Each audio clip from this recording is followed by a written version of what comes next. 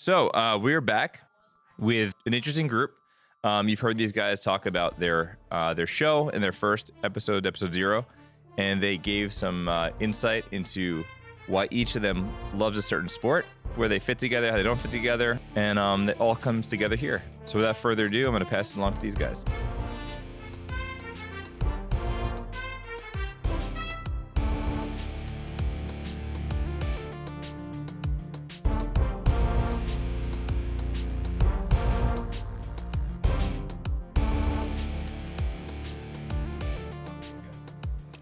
On this episode, we will be talking about similarities and differences between hockey and soccer.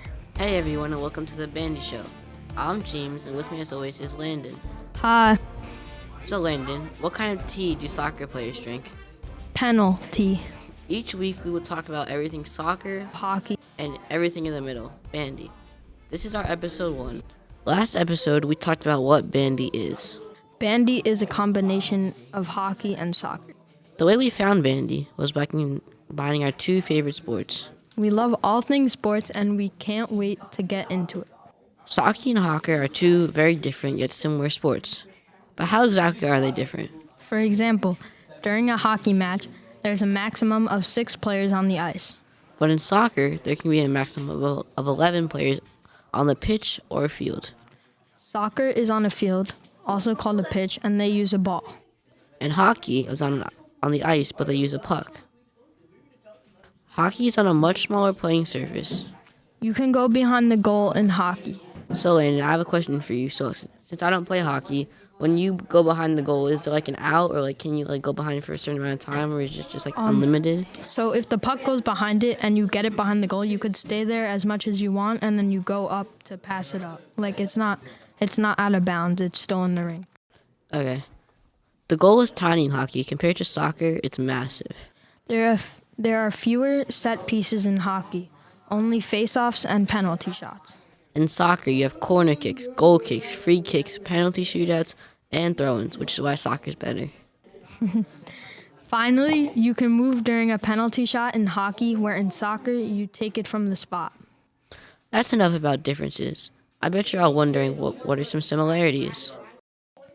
Both hockey and soccer players are enclosed in a designated area of sport.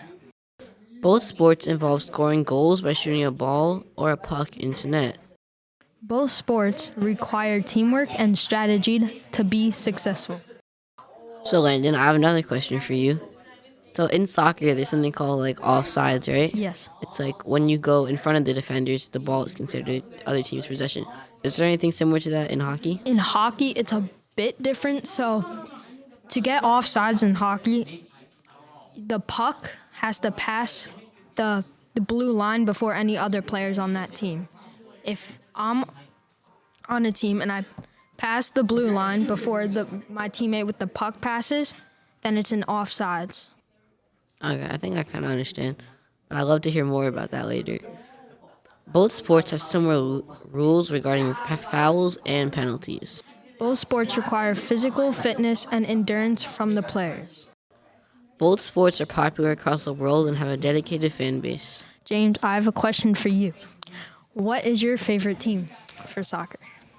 My favorite team, there really is only one team, Manchester City. I know some people will say Man City has no real fans, but even before they got Haaland, Erling Haaland is one of the best players in the world, I was a fan in 2019. And another question, what do you think the best part is about being a soccer fan? Like, what's the most fun part?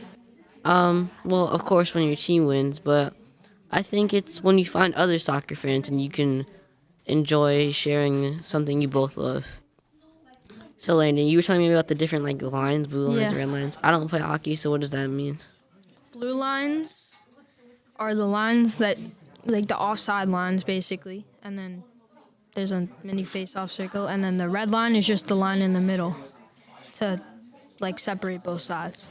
So, like, the lines in soccer, well, there's, like, the box, the 6-yard box, that's where you shoot penalties. And then there's the halfway line, which is where you do, like, when someone scores or when it's halftime or when you do kickoff. And then there's the out of line. So, if the ball goes out on the side of the pitch, you do a throw-in. But if it goes out on your side where your goalie is, the goalie does the goal kicking. Okay. And another question for you: what is it a penalty or anything if you shoot from outside of the box? Like, are you allowed to do that? Yeah, you can shoot from anywhere.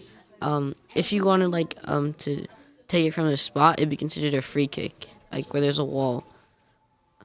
So, Landon, what does it feel like to be a fan? Do you always support teams that like your family supports, or are hockey fans like diehard fans of their favorite team? I mean, usually you support the same team as your family, but you kind of sometimes got to go in your own way and support the team that you truly like. And it's also very fun to be a hockey fan because the games get very entertaining. It's fun, like, to cheer. Certain teams, they have like goal songs and stuff that you cheer and sing along with. So it's really fun. And James, I have a question for you, because for hockey, it depends if the player leaves the team to go to a different team after the season. Depends on their feelings. But what about soccer? So yeah, it's always sad when a player leaves your own team, especially like I don't understand. Like last year, my team like won the sort of competition, right? But a couple players left. Some reasons it's for money, and some reasons it's for like their dream club.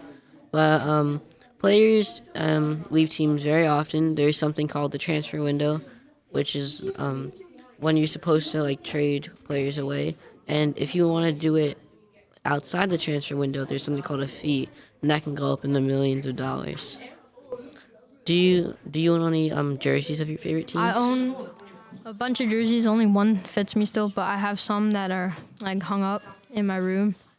Then I have a stick signed by one of my old Rangers player, and my dad has some memorabilia. What about you? Do you own any jerseys? Yeah, I own 2 Man City jerseys, 1 Barca jersey ticket, one Argentina jersey. I also actually have a signed Messi ball from when I saw him in 2016.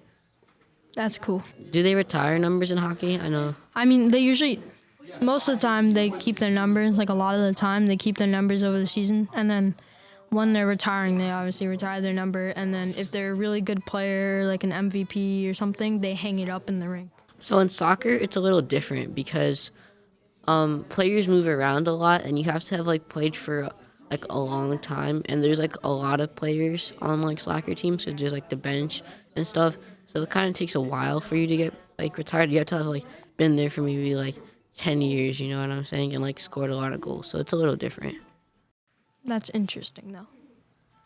Okay, so that's about it for us. So where you can find us. Information about the show and more can be found on Twitter, Instagram with the name @Herricks Studios. If you want to get in touch with the show and send us an email, please check the show notes. You can find this podcast on your favorite app by searching for Herricks Studios. If you would like to leave us a review, please do so on Apple Podcasts, and we might read it on the show. This podcast is a production of Herricks Studios and Mr. Heit and the Content Creation Foundation's 8th grade elective. The views and opinions are expressed in these recordings do not necessarily reflect the views or position of Herricks School District. I think we are just about out of time for our episode 1 on similarities and differences. That's going to do it for me and for Landen. We'll see you next time. Bye. Bye.